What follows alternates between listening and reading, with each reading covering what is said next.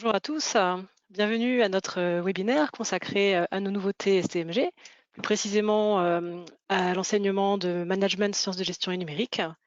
Donc aujourd'hui, nous allons vous présenter 4 ouvrages qui couvrent l'enseignement commun et 3 des enseignements spécifiques, ressources humaines et communication, mercatique et gestion finance. Avant de faire les présentations et de démarrer, je vous propose un petit point technique, hein, le temps de laisser peut-être à tous les participants le temps de nous rejoindre. Donc, vous avez la main sur l'affichage de votre écran. Vous pouvez choisir d'agrandir, de réduire les caméras. Tout à l'heure, on vous fera une projection d'un diaporama. Donc, de la même manière, vous pouvez agrandir, réduire le diaporama pour avoir l'interface qui vous semble la plus confortable. Cette conférence sera organisée en 2 parties. Donc, nous aurons d'abord une présentation de nos nouveautés qui sera suivie d'un temps d'échange de questions-réponses. Donc, ces questions, si vous en avez, vous pouvez les poser par écrit. Il y a un menu questions chat auquel vous pouvez accéder. Sur le côté de votre écran, vous devez avoir une petite flèche rouge, orange qui déroule un menu avec différents onglets. Et au sein de ces onglets, vous avez l'onglet questions de chat qui vous invite à poser une question au personnel. Donc, n'hésitez pas à utiliser cette fonctionnalité pour nous poser des questions. Je vous informe aussi que la conférence est enregistrée, donc que vous pourrez y avoir accès en replay dès que ce sera disponible. On vous enverra un lien que vous pourrez notamment transmettre à vos collègues qui n'auraient éventuellement pas pu assister au direct. Et j'en profite pour vous dire qu'il y aura également un autre webinaire consacré au STMG et plus précisément au droit et à l'économie, qui aura lieu mercredi prochain, donc le 3 juin à 15 h. Voilà, écoutez, je pense qu'on peut démarrer par les présentations. Je suis Florence Terrasse, éditrice chez Nathan Technique, et j'ai avec moi, enfin virtuellement du moins, 4 de nos auteurs qui représentent leurs équipes respectives. Donc Christine Darlet pour la gestion finance. Bonjour Christine. Bonjour, bonjour à tous. Tatiana Zivic pour la mercatique. Bonjour Tatiana. Bonjour. Xavier Leven pour l'enseignement commun, qu'on va appeler management peut-être pour plus de simplicité. Bonjour Xavier. Bonjour.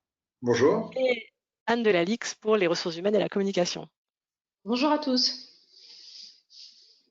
Alors, ce sont les représentants donc, des équipes d'auteurs, puisque chaque ouvrage a été rédigé par une équipe constituée de 5 à 6 personnes, comme vous pouvez le voir sur la présentation. Et notre conférence sera donc organisée en 2 temps, comme je le disais tout à l'heure. Nous aurons une première partie de présentation avant les questions-réponses. Cette présentation s'organise en 3 parties. Nous dirons d'abord quelques mots sur les formats et les ressources proposées. Puis nous présenterons l'esprit de la collection, en quelque sorte les points communs à l'ensemble des ouvrages. Et enfin, chaque auteur prendra quelques minutes pour faire un zoom sur les spécificités de l'ouvrage qu'il vous présente. Je vous propose de laisser la parole à Christine pour nous présenter cette collection qui s'organise autour de 3 contenus, autour de 3 supports différents, pardon. Et je la laisse vous présenter les raisons de ce choix. Merci. Effectivement, donc notre travail d'auteur vous est proposé sous 3 formats différents que vous connaissez, un format pochette, un format manuel et un format e-manuel. Cela veut dire que quel que soit le format que vous allez choisir, vous allez trouver exactement les mêmes contenus. Nous avons pensé que ça pouvait être intéressant pour les enseignants afin d'anticiper d'éventuels changements qui pourraient être subis. Si par exemple vous avez l'habitude de travailler sur un support pochette et que le responsable du lycée par exemple décide de proposer le manuel aux familles, ou si la région décide de financer les supports numériques, eh bien vous pourrez changer de support sans perdre l'éventuel travail que vous aurez pu faire en amont. Un travail souvent d'appropriation des contenus que les auteurs vous proposent, mais aussi souvent un travail d'enrichissement où vous apportez vos supports personnels et vos documents complémentaires. Un deuxième intérêt à cette formule, c'est que vous pouvez, si vous le souhaitez, acquérir le e-manuel en solution bimédia, c'est-à-dire acheter la licence numérique et la coupler avec le livre papier. Donc tout ça nous a semblé assez souple pour les enseignants.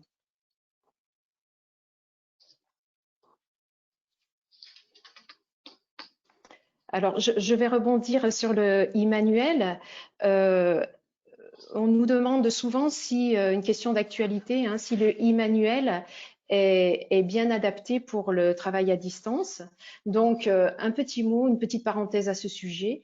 Donc, effectivement, ce support est particulièrement adapté pour le travail interactif et à distance, mais il ne faut pas confondre le e-manuel et le manuel numérique, qu'on peut appeler aussi le bibliomanuel ou le vidéo projetable ou le manuel papier. Et j'avoue humblement que bien longtemps, j'ai fait l'amalgame dans tous ces termes. Donc, le manuel numérique est un support, je fais juste une petite parenthèse, qui permet essentiellement de travailler en classe entière devant les élèves et de vidéo projeter un support qui est très pratique pour animer une classe. Dans ce support, en fait, vous avez le contenu de l'ouvrage, hein, comme une photo, mais il a tout un tas de petites astuces pour permettre d'animer facilement la séance de travail. Un deuxième intérêt à ce manuel numérique, c'est qu'en fait, vous pouvez le télécharger et l'enregistrer sur votre ordinateur, une clé USB. Et en pratique, eh bien, ça vous permet d'avoir sur une clé l'intégralité de l'ouvrage et donc de ne pas dépendre d'une connexion Internet. Donc, c'est plutôt rassurant de savoir que vous avez toujours, les élèves aussi, le manuel avec vous. Mais ce n'est pas fait pour faire du travail à distance. Dans ce cas, il faut travailler sur le e-manuel. Donc, en fait, travailler sur le e-manuel, c'est aller sur une plateforme de travail et travailler sur une page web directement sur le net. Donc, chacun accède à son espace. Et ce qui est intéressant pour vous, c'est que vous pouvez à tout moment, depuis votre e-manuel d'enseignant, observer l'avancée du travail dans le e-manuel de vos élèves à un instant T au moment où vous le décidez. C'est assez intéressant de faire ça en classe, même si vous avez les élèves avec vous. À tout moment, depuis votre bureau, vous pouvez regarder un peu comme ils travaillent, mais vous pouvez aussi le faire à tout moment, le week-end à la maison, même si l'élève n'est pas connecté sur la plateforme. Donc en ça, c'est intéressant. Il me paraît aussi important de vous dire qu'avec ce e-manuel, vous avez ce que Nathan appelle mon classeur. Personnellement, j'appellerais ça mon cartable. Dans un premier temps, c'est un espace vide, compartimenté, dans lequel vous pouvez mettre toutes les ressources personnelles que vous voulez rajouter, en plus des contenus du manuel. Et donc, une fois que vous avez alimenté votre classeur, vous pouvez en direct depuis la plateforme envoyer à distance des informations, des ressources complémentaires à vos élèves via la plateforme. Une autre chose qui me semble important, c'est que ce que vous pouvez faire aussi, depuis la page web de votre e-manuel, qui n'est pas toujours pratique d'accès ou pratique à imprimer, vous pouvez appuyer sur un petit bouton sauvegarde et tout le contenu de votre page web est automatiquement reporté dans un document Word, les questions, les réponses des élèves, etc. Donc, du coup, vous pouvez facilement sauvegarder et garder une trace de votre travail, mais aussi ce document Word. Si par exemple vous êtes en classe avec vos élèves, vous pouvez décider en début de séance qu'à la fin des 2 heures de travail, par exemple, vous ramasserez un ou deux travails d'élèves au hasard. L'élève devra donc sauvegarder, appuyer sur l'impression et puis vous avez du coup une copie que vous pourrez corriger ou évaluer. Mais vous pouvez aussi, à distance, aller vous servir dans le classeur des élèves et ramasser leur travail au format Word. Donc, vous pouvez écrire dans ce document, corriger, annoter, puis renvoyer à vos élèves. Donc oui, le e-manuel est un excellent support de travail interactif et à distance. Toujours pour éviter les amalgames, il ne faut pas confondre le e-manuel avec le site compagnon. L'ensemble des ressources complémentaires que peuvent apporter les auteurs ne se trouvent pas tous dans le e-manuel. Vous trouvez dans le e-manuel enseignant uniquement les corrigés aux questions. Mais nous vous proposons souvent d'autres supports comme des synthèses de cours, des fichiers Excel complémentaires, des diaporamas. Ces supports, vous les trouvez comme d'habitude sur le site compagnon, sur le site web Nathan et pas dans le e-manuel. En revanche, vous pouvez, en début d'année scolaire par exemple, parfaitement aller visiter le site compagnon, observer les ressources que nous vous proposons, sélectionner celles qui vous semblent pertinentes et à ce moment-là, commencer à les classer par avance dans votre classeur, histoire de ne pas avoir à jongler entre deux plateformes et d'avoir tout sous la main. Ça, c'est quelque chose qui peut être pratique. Merci beaucoup, Christine. Je vous propose qu'on passe maintenant dans la partie contenu de nos ouvrages. Et donc, ce sont des ouvrages qui ont été élaboré, enfin dont le concept a été élaboré avec nos auteurs. Qu'est-ce que vous pouvez nous dire sur l'intérêt justement de cette collection pour les enseignants? Alors effectivement, nous avons changé le format de la collection et nous allons tous les quatre vous présenter l'esprit de cette collection. Je vais simplement introduire en vous disant que nous avons essayé de découper les ouvrages de cette collection en essayant de respecter les rythmes scolaires. Vous verrez que les ouvrages sont découpés entre 11, 14, 15 et 16 chapitres selon l'ouvrage. Si on fait des moyennes, ça veut dire que on a 2 à 3 semaines pour traiter un chapitre en moyenne, ce qui est assez confortable sur l'année et permet, quand je dis traiter un chapitre, j'entends aussi application, synthèse et éventuellement évaluation. Donc c'est ce qui est assez confortable à étaler sur l'année, mais c'était déjà le cas et c'est pas là la plus grande nouveauté. Dans cette collection, nous avons essayé de raisonner en double page. C'était une grosse contrainte pour nous, les auteurs, mais nous avons essayé d'imaginer que chaque double page pouvait correspondre à une séance de travail, c'est-à-dire à plutôt 2 heures de travail en enseignement spécifique à peu près, hein, et plutôt 1 heure en management. Alors pourquoi ça? Le but, c'était de montrer aux élèves que quand ils vont ouvrir l'ouvrage et découvrir la double page, ben, en gros, il a un peu son plan de charge de travail. Tout ça est organisé avec un début, un travail, une fin, une conclusion, et ça permet de rythmer avec régularité l'avancée des chapitres. Nous avons pensé que cette organisation s'intégrait bien dans des blocs horaires assez courts. Du coup, chaque chapitre est organisé en 2, 3 ou 4 doubles pages selon la lourdeur du chapitre. Et puis après, vous retrouvez les applications et les synthèses comme d'habitude. Du coup, voici les outils que nous vous proposons à chaque fois pour travailler un chapitre, des rubriques avant la classe, des rubriques introductives de la séance ou du chapitre, bien sûr un temps de mise au travail, des éléments pour permettre de conclure la séance, des éléments pour permettre de conclure le chapitre. Et tous ces jalons avant et après la mise au travail sont à utiliser selon vos envies. En tout cas, ils sont à votre disposition. Nous allons en dire 2 mots pour chacun. Donc, nous commençons avec Xavier. Oui, avant la classe, on vous propose un outil qui se présente sous la forme d'un post-it. Donc, il s'agit d'un travail très court qui repose très souvent sur une seule question. Alors, vous pouvez demander à vos élèves de réaliser ce travail à la maison ou en classe pour lancer un chapitre ou une séance. Alors, les objectifs de cet outil sont par exemple de rappeler des prérequis tels une notion de première que les élèves doivent maîtriser pour réaliser le travail demandé. Cet outil permet également de susciter l'intérêt et la curiosité des élèves, ou alors de les faire rechercher sur Internet une notion nouvelle. Donc la question, comme vous pouvez le constater, s'appuie soit sur une vidéo, soit sur un lien qui nous amène vers un site Internet. En gestion de finances et en Merca, vous allez retrouver ce post-it pour chaque séance, c'est-à-dire sur chaque double page. Et en RH et en management, ce post-it avant la classe vous est proposé à chaque début de chapitre. Alors justement, la première page de chaque chapitre sert d'introduction. Vous allez trouver en quelques mots une présentation de l'organisation qui est étudiée et de son contexte. La situation, elle, va servir d'amorce, d'accroche. Elle va exposer la problématique qui va être travaillée tout au long du chapitre. Alors, au fil des séances, les élèves vont suivre l'évolution de la situation tel un fil conducteur.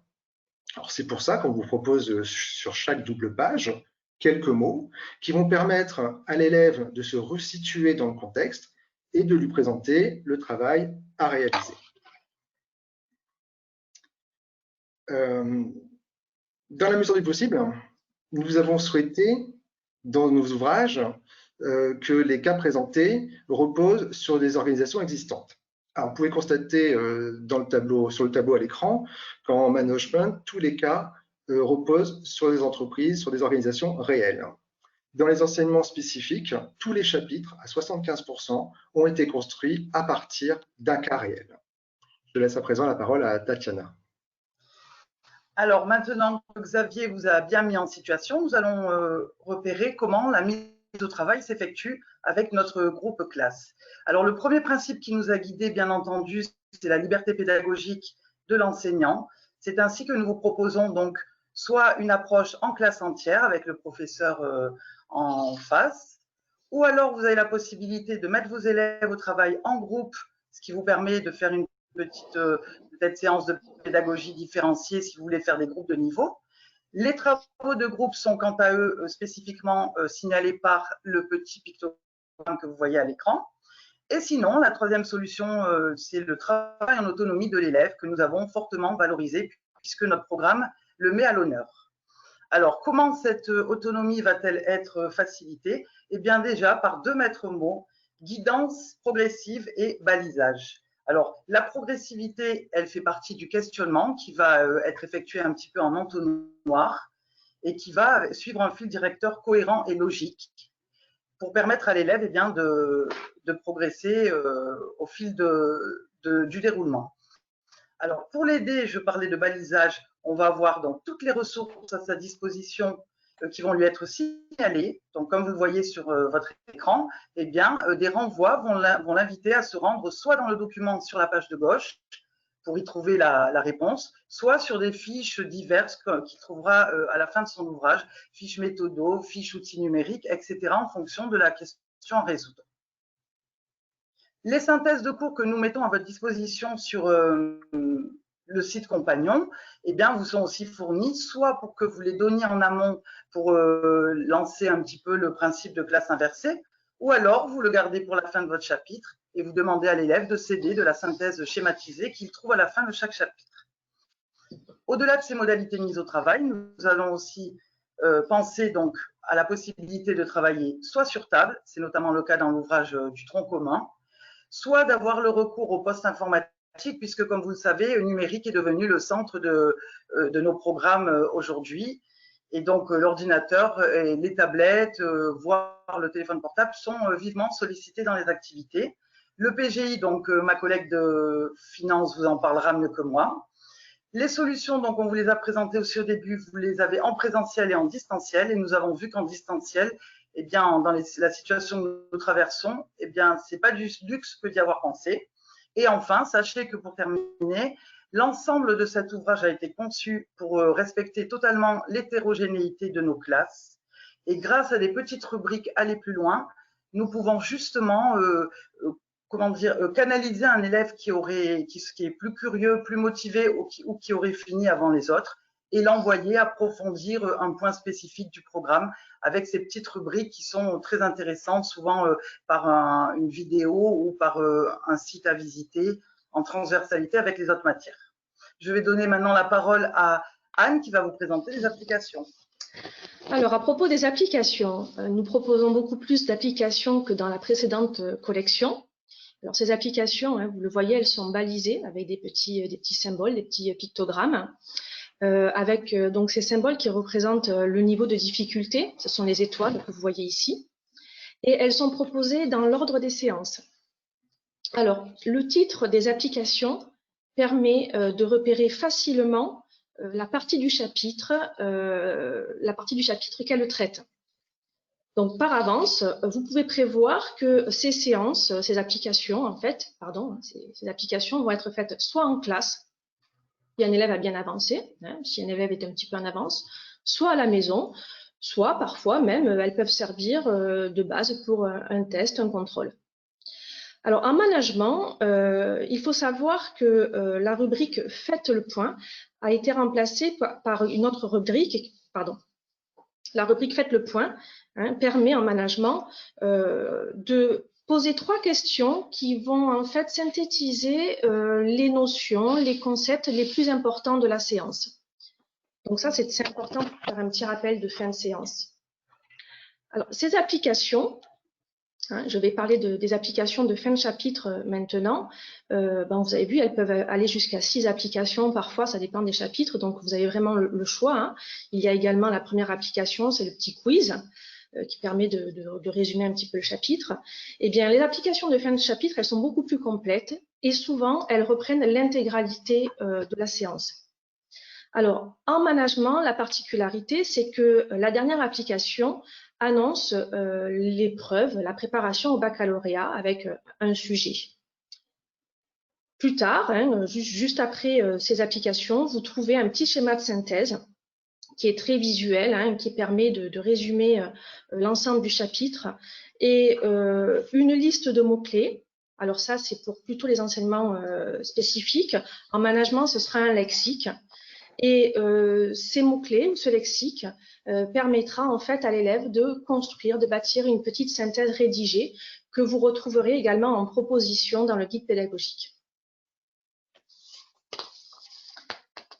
Voilà. Merci beaucoup, Anne. Nous allons passer à la présentation des différents ouvrages. Je propose de commencer par l'enseignement commun, donc avec vous, Xavier. Oui, donc l'ouvrage de management, sciences de gestion et numérique a été réalisé par une équipe de 6 auteurs. Donc pour ce travail, j'ai eu la chance d'être accompagné par Caroline Bale, Christine Lagorce, Emmanuel Marceau, Sophie Ortolan et Zoé Pleiss. Donc chaque auteur intervient soit en première terminale STMG, soit en BTS, voire sur les 2 niveaux. Alors comme je vous l'ai dit tout à l'heure, on a souhaité que chaque situation contextualisée, chaque application soit inspirée de cas réels. Alors, une de nos grosses difficultés, une de nos contraintes, aura été de trouver des cas suffisamment riches et intéressants pour illustrer les notions du référentiel et faire développer les capacités de nos élèves. On a souhaité également, dans chaque chapitre, proposer différents types d'organisations. Ainsi, on va trouver des entreprises privées telles que IKEA, telles que Uber Eats ou encore Primark, que nos élèves connaissent. Nous avons également des organisations de la société civile, tels que 30 millions d'amis ou les Restos du Cœur. Et enfin, nous avons des exemples d'organisations publiques, telles que Pôle emploi, ou des exemples de communes, telles que la ville d'Issy-les-Moulineaux, que vous voyez actuellement à l'écran. À la fin de chaque thème, on vous propose un cas d'entraînement. Donc, 3 thèmes en terminale, 3 cas d'entraînement, qui vont vous permettre de préparer vos élèves à l'épreuve écrite. À la fin de l'ouvrage, on vous propose 5 pages de lexique qui vont reprendre les définitions des différents mots-clés qu'on a trouvés dans les chapitres. On trouve également, à la fin de l'ouvrage, 22 fiches méthodologiques. Alors, je vais vous parler un peu plus amplement de ces fiches méthodologiques parce qu'elles représentent pour nous un des points forts de cet ouvrage. Alors, les 5 premières fiches représentent un tout. Donc, elles vont permettre de présenter les épreuves. Elles vont également donner des conseils pour appréhender le sujet, pour analyser des documents, et enfin des conseils pour rédiger une réponse structurée et argumentée. Alors, les 17 fiches suivantes sont chacune axées sur une capacité de première ou de terminale. Elles sont toutes construites de la même façon, c'est-à-dire qu'on va avoir pour chaque fiche un rappel des notions que les élèves doivent maîtriser par rapport à la capacité étudiée. Ensuite, on va donner des conseils de lecture et d'analyse pour que les élèves puissent préparer leurs réponses. Et enfin, on leur donne des conseils pour rédiger une réponse argumentée. Alors, si on prend l'exemple de la fiche 12, cette fiche, elle traite de la capacité identifier le rôle des technologies numériques au niveau de la production. Alors, dans un premier temps, on propose un schéma qui va permettre aux élèves de visualiser les technologies numériques utilisées au niveau de la production. Dans un deuxième temps, on propose un exemple, un cas réel d'une entreprise privée. Et dans cet exemple, on a mis en valeur les technologies utilisées par cette entreprise avec un surlignage et un code couleur. Et enfin, on propose une réponse rédigée et argumentée. J'ai à présent terminé. Je vous reviendrai plus tard si vous avez des questions. Merci.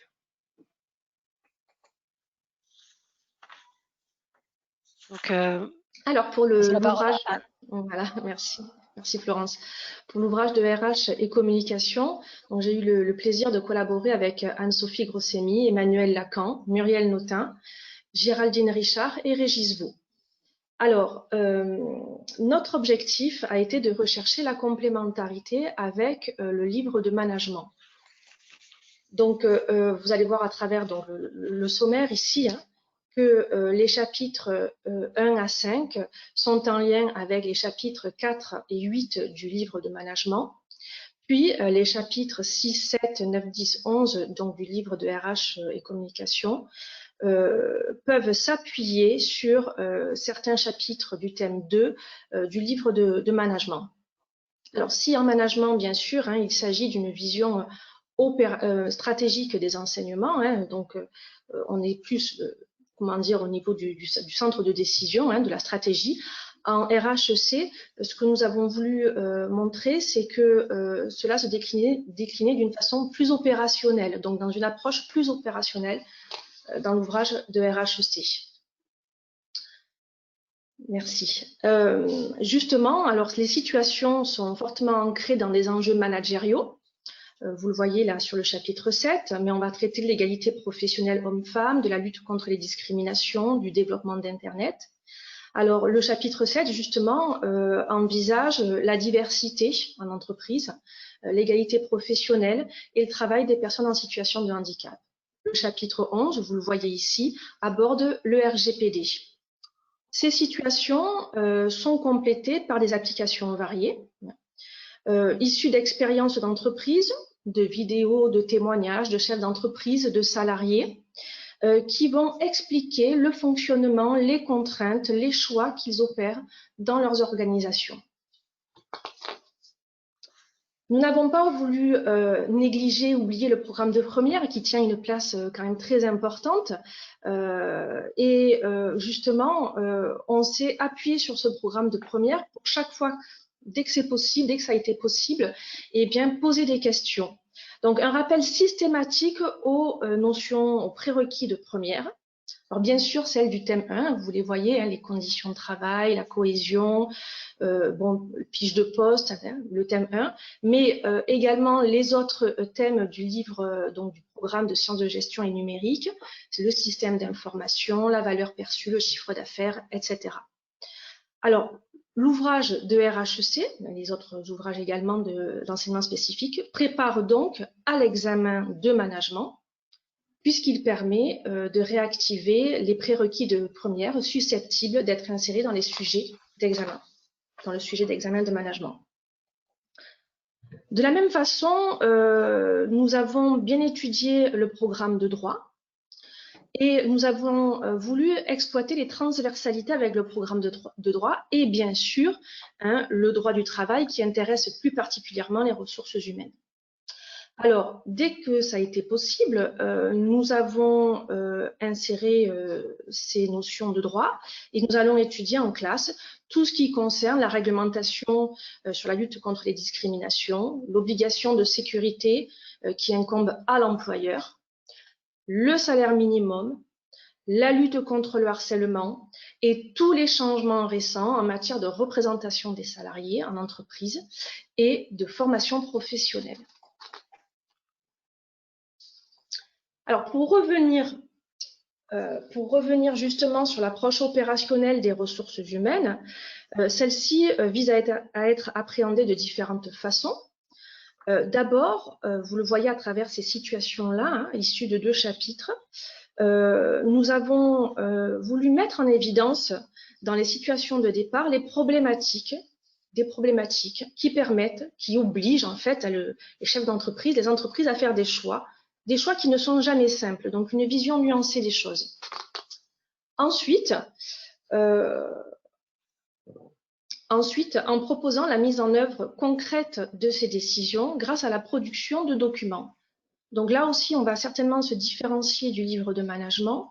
De nombreux documents issus d'entreprises, des documents opérationnels, de communication interne ou externe, offres d'emploi, publications sur les réseaux sociaux, fiches de poste, comptes rendus de réunions, pages de sites internet, etc., qui permettent en fait à l'élève de se familiariser aussi avec la conception de ces documents et leur importance.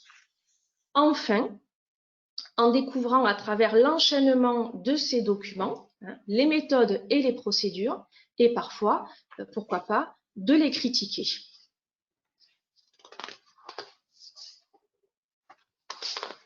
Alors, pour terminer sur le livre de RHEC, nous avons voulu mettre l'élève en situation de produire et d'argumenter, ce qui est quand même très, très important pour le grand oral. Il va être amené à utiliser fréquemment les logiciels ou Internet. Il va être également, donc là vous voyez, tout ce qui est Excel dans certains chapitres, Diaporama, PowerPoint ou d'autres logiciels. Il va être aussi amené à découvrir et analyser des solutions informatiques. J'en en propose quelques-unes, mais bien sûr, nous ne sommes pas exhaustifs. Des solutions informatiques utilisées par les organisations. Alors, l'intérêt de ces solutions, c'est de mieux comprendre les situations de gestion et les contraintes vécues par les organisations, d'analyser les fonctionnalités de ces solutions informatiques et du coup de comprendre pourquoi les entreprises font appel à des prestataires pour se doter de ces solutions et quel intérêt ça représente pour elles. Voilà, je vous remercie pour votre écoute et je répondrai aux questions tout à l'heure. Alors, nous enchaînons avec l'ouvrage de Mercatic. Comme vous l'avez tous noté, le programme de l'enseignement spécifique ne concerne que le marketing opérationnel. Et en effet, le marketing stratégique est traité dans le tronc commun. Donc, nous avons surtout veillé par opérationnel, par appliquer des activités pragmatiques de terrain et aussi le renforcement de l'usage du numérique afin de répondre aux préconisations de notre programme déjà. Alors, sur la globalité de l'ouvrage, que peut-on dire? Eh bien, que chaque situation est présentée par une vidéo de présentation d'entreprise, ce qui met l'élève en situation de manière plus ludique. Nous réactivons donc tout au long de l'ouvrage les prérequis du programme de première, bien entendu, en nous appuyant sur ces notions pour les renforcer en terminale. Et enfin, tout au long de l'ouvrage, nous mettons en œuvre les transversalités avec d'autres matières, bien entendu. Alors, cet ouvrage a été conçu de manière à faciliter dans un premier temps l'apprentissage des notions. Alors comment? Souvent, dès que cela a été possible, nous avons utilisé des formats de schémas puisqu'ils sont beaucoup plus accessibles aux élèves et mémorisables. Là, par exemple, vous avez l'illustration donc de l'évolution de la stratégie de distribution avec les nouveaux modèles qui englobent le parcours client avec multi, cross, omnicanal. Donc, le schéma est clair, l'élève va comprendre. Le deuxième exemple, c'est le circuit de distribution qui ne peut être représenté de manière pertinente que par un schéma, il me semble, et vous serez d'accord avec moi certainement. Et enfin, en troisième exemple, je vous ai pris donc les nouvelles stratégies donc de communication, la nouvelle classification pardon, de la communication, des médias de communication, pardon. Et donc là, ça, c'est une notion qui apparaît dans le programme avec la POEM, c'est-à-dire Page, Own, excusez mon accent, et Earn Media. Donc, je pense que là, le schéma est vraiment, pour un néophyte, absolument clair, et c'est bien ce que nous avons favorisé dans la rédaction de nos manuels. Ce manuel a aussi été conçu de manière à valoriser l'observation de l'environnement comme nous le demande notre programme. Ainsi, l'ensemble des entreprises, on vous l'a dit, ont été déjà choisies par rapport au fait qu'elles étaient proches de la réalité des élèves, Decathlon, Nutella, Camaïeu, etc. Mais aussi, ce sont des entreprises proches de leur réalité et des domaines d'activité qui les intéressent. L'exemple, par exemple, du cosmétique, de la cosmétique pardon, pour les filles. Vous avez aussi l'exemple du sport, du voyage, voilà, genre de l'habillement, bien sûr, du textile. Et enfin, les entreprises avant-gardistes à deux aspects. Avant-gardistes par l'utilisation des outils de digitalisation qu'elles mettent en œuvre, et notamment Amazon Go, première supérette autonome, la digitalisation à 100%, l'exemple parle de lui-même, mais aussi avant-gardiste en fonction des nouveaux modèles économiques développés. Eurecoop, par exemple, vient illustrer l'économie de la fonctionnalité, et La Fourche ou La Louve sont des entreprises qui illustrent parfaitement l'économie de la économie collaborative.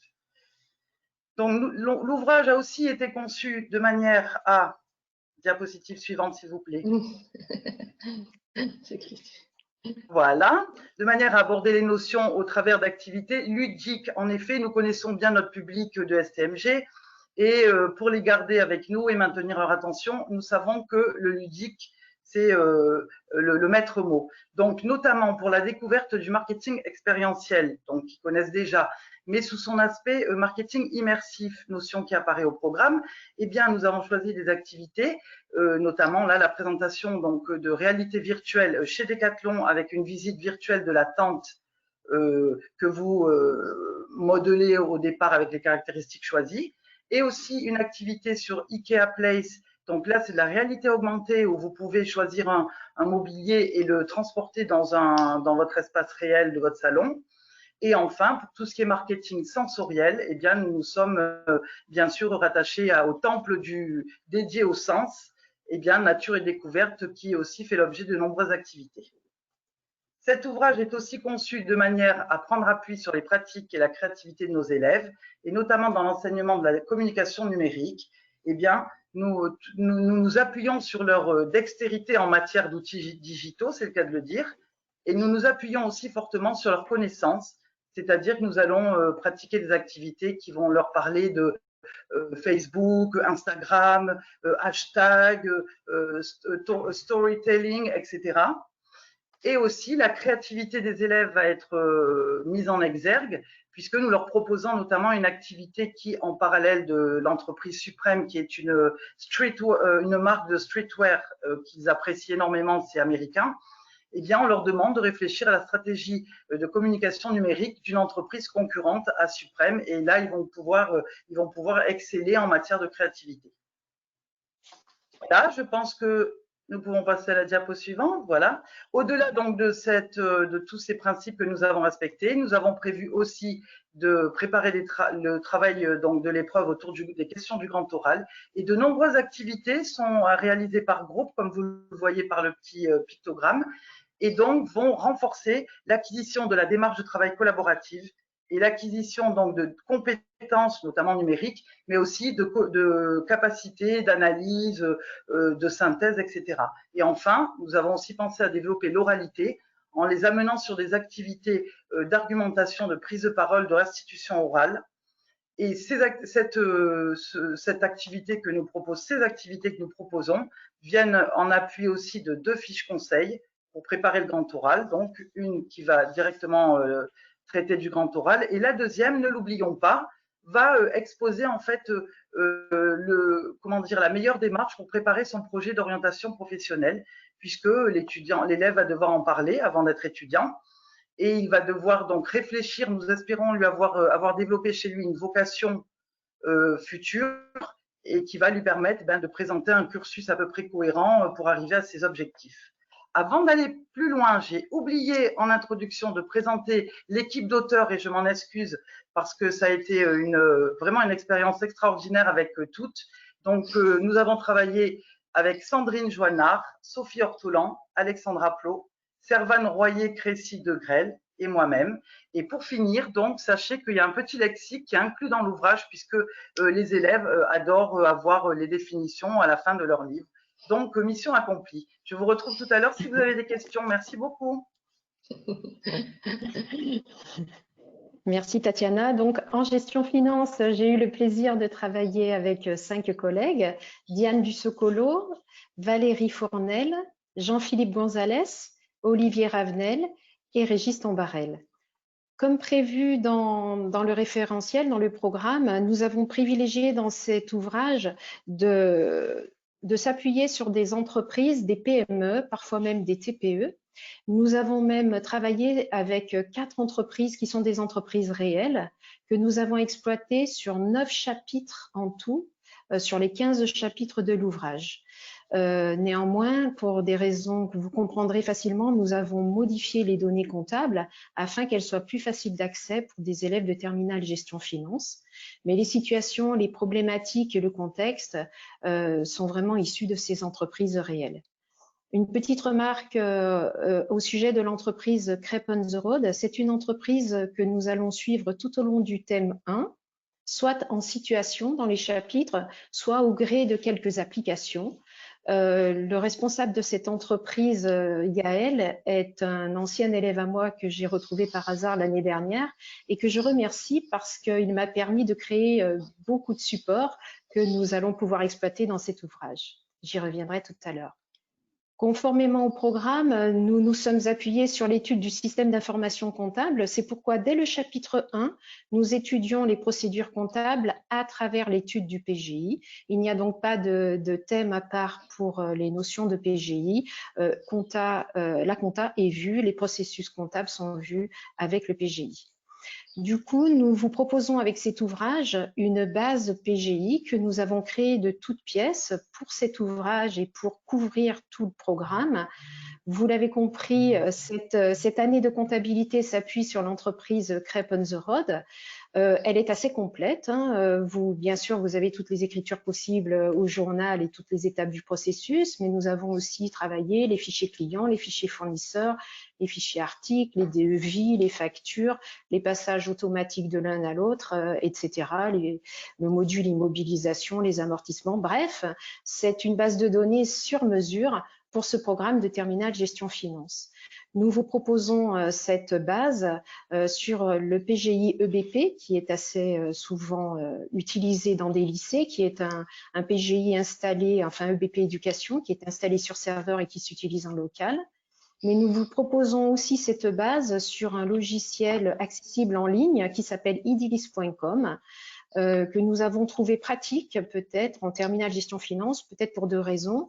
Premièrement, parce que les enseignants de gestion finance n'ont pas forcément accès aux salles de classe des BTS qui, elles, sont souvent munies des PGI, mais aussi parce que, bon, aujourd'hui, nous développons de plus en plus les outils de travail à distance, nous l'avons vu, donc il était cohérent de vous proposer un PGI avec lequel on pouvait travailler à distance. C'est un PGI très simple d'accès pour les élèves, la prise en main est rapide et il nous semble aussi bien adapté à ce niveau d'élèves. Enfin, vous retrouverez tout au long de l'ouvrage, souvent à la fin des chapitres des thèmes 2 et 3, des doubles pages où l'on va travailler un petit peu comme on le faisait jusqu'à présent avec le projet. C'est plutôt de la mise en pratique de tout ce qu'on a appris dans le chapitre, un travail qui peut être fait en groupe à partir de simulations, de problématiques de gestion, de plusieurs hypothèses à comparer, de choix à faire et à argumenter. Ces travaux sont généralement proposés à l'aide du logiciel du tableur Excel. Voilà. Je me tiens à vos dispositions si vous avez des questions. Merci beaucoup, Christine. Bah, écoutez, je propose qu'on passe à la partie questions-réponses. Donc, on regarde un peu les questions. Alors, j'ai une première question peut-être pour vous, Anne, puisque vous nous avez parlé de la complémentarité entre l'ouvrage de RH communication et l'ouvrage de management. Est-ce que on est obligatoirement, alors attendez, je relis la question précisément. Est-ce qu'on est obligatoirement, est-ce qu'on est par exemple obligé de prendre le même éditeur si c'est deux collègues qui se partagent les deux enseignements? Pas du tout, hein. Vous faites le choix qui vous intéresse, hein. Bien sûr, chaque enseignant est libre de choisir le livre qui lui convient. Donc, bien sûr, les programmes ont été mis en relation, hein, mais le programme de management n'est pas un prérequis. Enfin, je veux dire, le livre de management n'est pas un prérequis pour le livre de RHEC. Donc, on peut parfaitement changer d'éditeur. Les cas sont différents, les entreprises sont différentes, sauf que nous, ce que nous avons voulu faire, c'est de tenir compte quand même de ce qui était fait en management pour qu'il y ait un petit fil conducteur et que voilà, les élèves, éventuellement, s'ils fonctionnent avec les mêmes ouvrages, retrouvent des petites choses qui se ressemblent, voilà. Donc, mais après, il n'y a pas du tout d'obligation, vous faites ce que vous voulez. Merci Anne. J'ai une question plutôt pour Christine. Est-ce que le recours au PGI est obligatoire pour utiliser l'ouvrage de gestion finance? C'est une bonne question. Alors effectivement, on a pensé à ça, hein. L'idée, c'était de ne surtout pas bloquer les enseignants qui ne pourraient pas avoir accès au PGI ou pas à chaque séance. Ainsi, nous avons reproduit absolument tous les supports dans les ouvrages afin de travailler confortablement avec uniquement le manuel si nous n'avons pas accès au PGI. Quand je dis confortablement, ça veut dire que nous avons fait beaucoup d'impressions écran et que nous avons suffisamment agrandi pour que ça soit quand même agréable de travailler avec ces impressions écran. Nous avons parfois même reproduit des supports sur Excel pour donner la possibilité à l'enseignant de faire quand même travailler les élèves sur des outils informatiques et lui laisser des possibilités de travail. Et enfin, surtout, nous avons exporté l'intégralité des contenus de la base élève et de la base enseignant corrigée au format PDF où les enseignants vont retrouver l'intégralité de la comptabilité. Et avec ces supports, on peut aussi faire beaucoup de choses. Alors j'ai une question qui se rapproche, enfin qui est un peu sur le même thème. Une question, je voulais changer de Cégide à EBP, mais avec idilis.com, est-ce que cela veut dire pas la peine d'acheter EBP? Moi, je ne me permettrai pas de donner mon avis. C'est-à-dire que dans la question, c'est plutôt c'est l'un ou l'autre, ça je veux dire. Enfin, moi, c'est comme ça que j'interprète en tout cas. En tout cas, ce sera exactement le même contenu, la même base. C'est une base sur mesure qui marche avec l'ouvrage. Vous voyez dans l'ouvrage, vous voyez dans PGI, et que vous ayez EBP ou Idilis, vous travaillerez de la même façon. Nous n'avons pas proposé de contenu sur Cégide parce qu'il nous a semblé que c'était un PGI peut-être un petit peu lourd pour des élèves de terminale gestion finance. Après, c'est un choix de l'enseignant. Si l'intérêt que nous avons trouvé dans idilis.com, c'est de pouvoir travailler en distance avec les élèves à la maison. Eux-mêmes, ils peuvent travailler sur leur tablette sans avoir rien à installer sur le serveur. C'est une grande souplesse. Après, c'est un choix. Il faut payer un abonnement aussi. La personne nous répond oui, Cégide est trop complexe, c'est pour ça que je pensais passer à EBP. EBP est plus facile d'accès, il me semble, et Idilis encore plus. Il me semble pas mal fait pour des élèves de terminale. Après, il y a des essais. Vous pouvez aller sur le site et puis faire quelques essais pour manipuler, pour voir ce qui vous semble le plus pratique. Mais effectivement, Cégide, c'est peut-être un peu lourd pour une terminale. J'ai une question. Avez-vous tenu compte du découpage horaire 6 heures pour le management et 4 heures pour l'aspect dans l'élaboration de vos ouvrages? Oui. Plus ou moins, en se disant qu'il n'y avait rien de sûr. Oui, oui.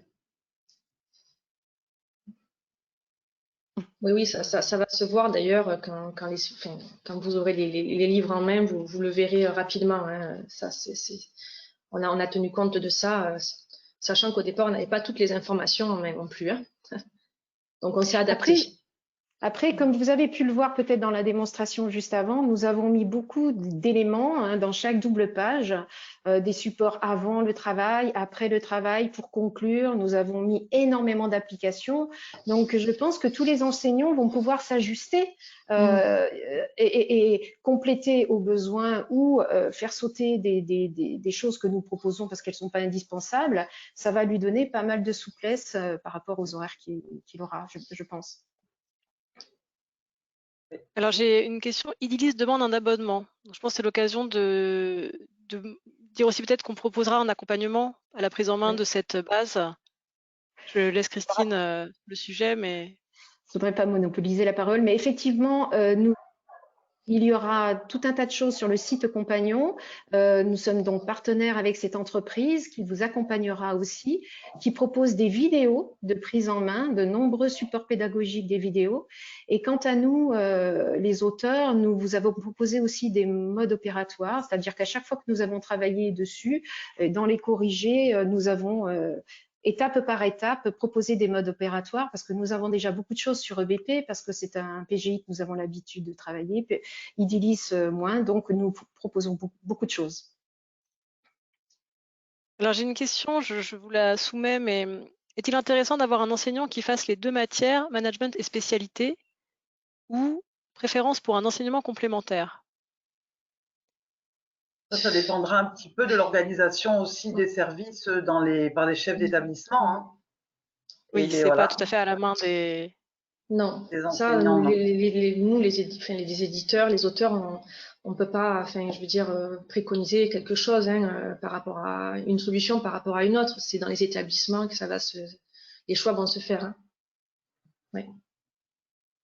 J'ai une question pour le management, l'enseignement commun. Comment sont construits les cas d'entraînement? Alors, les cas d'entraînement, il y a un cahier des charges qui a été publié sur EduSchool un peu tard. Et dans ce cahier des charges, on demande d'aborder différents dossiers avec différentes problématiques. Donc nous, dans les 3 cas qu'on a proposés, ces 3 cas vont permettre d'aborder différents thèmes.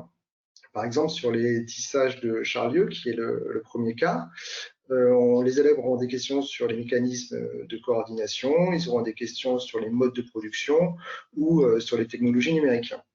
Dans le cas Blablacar, par exemple, vous aurez des questions autour de problématiques sur les nouveaux modes de consommation et également sur l'intelligence artificielle.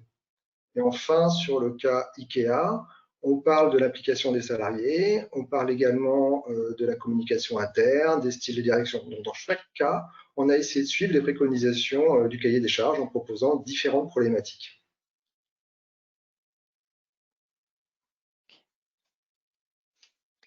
Alors, une question qui s'adresse, je pense, aussi à différentes spécialités, mais qui était posée plus spécialement pour la mercatique. Comment est-ce qu'on fait si on n'a pas accès aux salles info pour les fameuses applications dont vous parlez?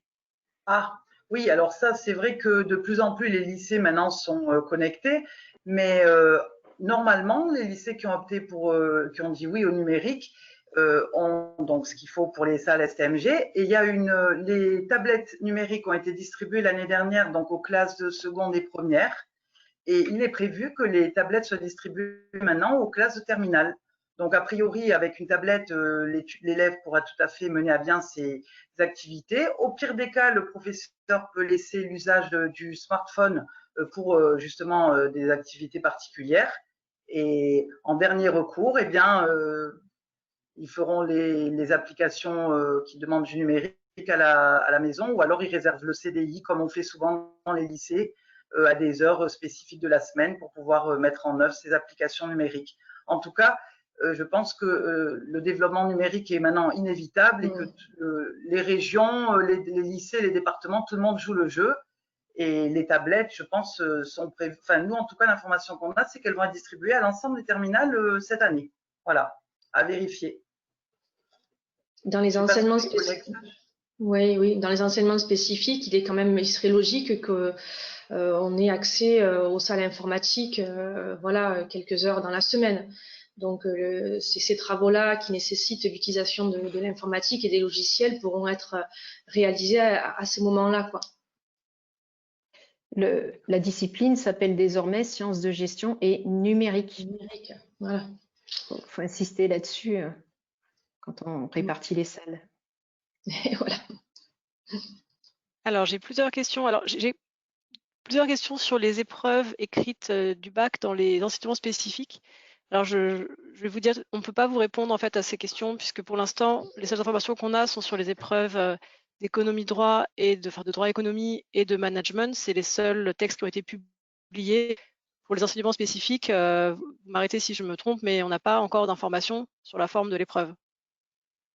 On a l'information que ça va certainement être une épreuve en management avec certainement des questions sur le programme de première, c'est ça, hein, Xavier? Voilà, et Oui. voilà, mais après, c'est vrai qu'on est tous dans l'attente, hein, on est tous dans l'attente, on est désolé, mais c'est. Voilà, on est comme vous, on n'a pas d'informations, il faut attendre les informations du ministère. Alors, une question, le manuel gestion finance propose-t-il des évaluations diagnostiques ou des rappels de notions de première avant chaque chapitre? Alors, pas systématisé comme ça, pas systématiquement en début de chaque chapitre, on commence par des rappels de première. Il y a une particularité dans l'ouvrage de gestion finance, c'est que sur la page de gauche, nous avons fait comme en première gestion, si certains d'entre vous ont déjà vu comme est organisé le manuel, c'est-à-dire que nous avons distingué les documents d'entreprise et en bas de page, nous avons fait ressortir ce que l'on appelle des ressources. Alors que je crois que dans les 3 autres manuels, les ressources sont sous forme de documents, d'actualités, etc. Pour nous, en gestion finance, c'était difficile de trouver des ressources simples, courtes, pour parler de la partie double en comptabilité, pas évident. Donc, on donne parfois en bas de page des ressources brutes de compta et on ne pouvait pas rappeler toutes les ressources de première parce qu'on aurait doublé le volume du livre. Néanmoins, nous faisons des rappels, comme l'a dit Xavier tout à l'heure, avec les petits post-it avant la classe, à chaque fois qu'il nous semble important de retourner un petit peu en avant, réviser tel ou tel chapitre de première, par quelques petites questions indirectes. Et parfois, quand c'est vraiment important, on a pu aussi remettre des éléments de ressources pour les aider. Donc, voilà, on a fait en sorte qu'ils aient tous les éléments, mais des fois, il faut qu'ils aillent chercher eux-mêmes les éléments de première. D'accord. Alors, on a une question, on y a peut-être déjà un peu répondu, notamment Tatiana. Dans le livre de spécialité, y a-t-il des consignes pour le grand oral? Pas des consignes, mais il y a une fiche méthode pour préparer, avec des conseils sur l'oral. Tout à fait. La fiche de conseil pour l'oral, donc elle est générale, elle concerne l'ensemble les 2 fiches d'ailleurs. Et par contre, on a une fiche aussi spécifique sur la préparation donc du projet professionnel. Et là, il y a aussi de nombreux conseils. On les renvoie vers des sites aussi qui vont leur présenter l'ensemble des formations existantes. Et c'est vrai que nous, tout au long de l'ouvrage aussi, on leur fait découvrir des métiers. Je pense notamment à une application où on le met en situation de community manager. Donc, c'est vraiment pour développer des vocations, des envies, et que l'élève après soit en mesure, avec l'aide des professeurs principaux qui accompagnent à cette orientation, eh bien de trouver le meilleur cursus à suivre et de pouvoir présenter un projet cohérent à l'examinateur, puisque c'est une partie complètement à part entière de leur épreuve de grand oral. Donc oui, on a fait des fiches avec l'état des connaissances qu'on avait au moment où c'est paru. Sur le grand oral et sur les 2 parties du grand oral et sur les conseils aussi de capacité à argumenter, à conduire un exposé aussi, un exposé en public. Voilà. Surtout que c'est un exposé sans notes, a priori. Donc voilà, tout est prévu pour les entraîner. On a même prévu, donc comme je disais, j'ai peut-être un peu été brève là-dessus, sur des travaux de groupe qui, au-delà simplement on a dans notre BO de la présentation de notre grand oral en série technologique, on a repéré que les questions pouvaient être traitées en groupe.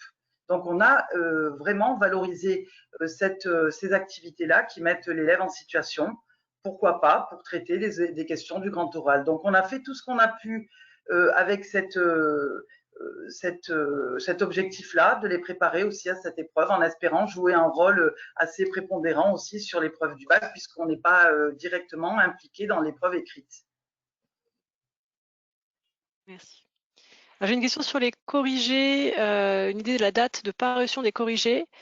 Les auteurs, vous pouvez confirmer, sont dessus, voire même ceux que j'ai devant moi, ils ont terminé.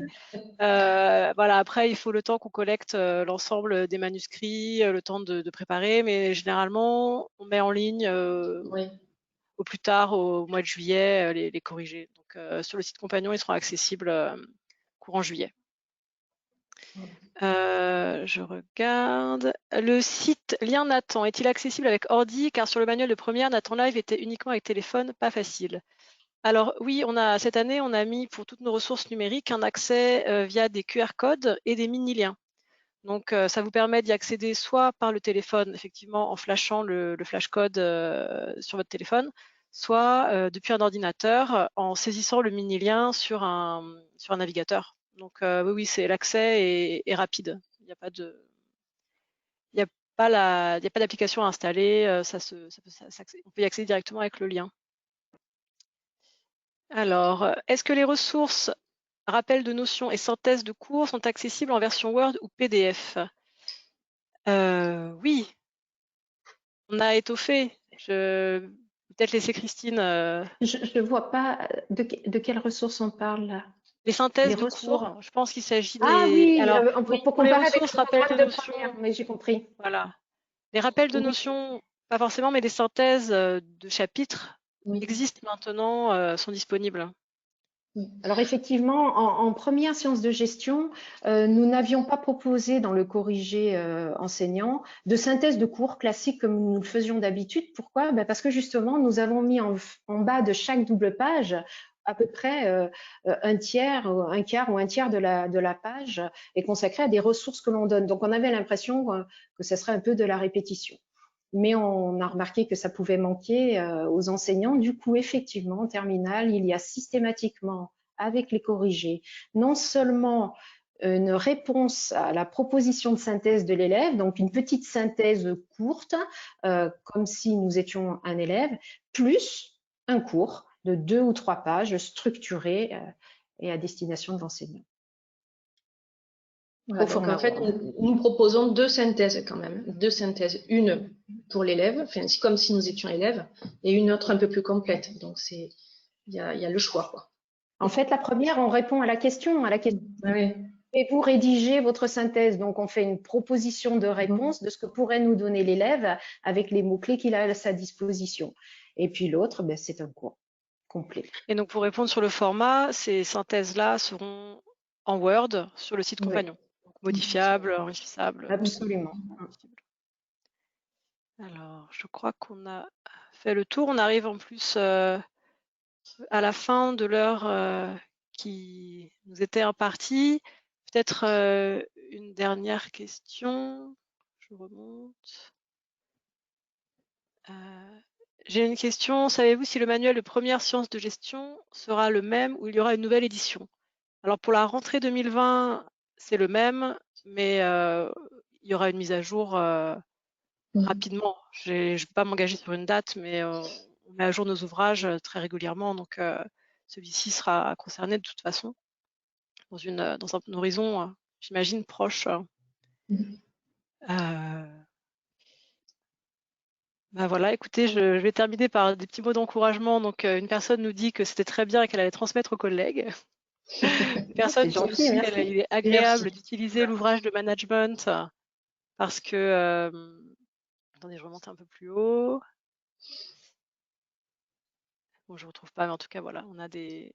Voilà, donc merci à tous, en tout cas, pour votre écoute, pour votre participation. Merci à tous nos auteurs pour votre implication et je vous dis à bientôt. Donc, je rappelle qu'il y aura un webinaire consacré au droit et à l'économie dans une semaine, mercredi prochain à 15h, si cela peut intéresser certains parmi vous.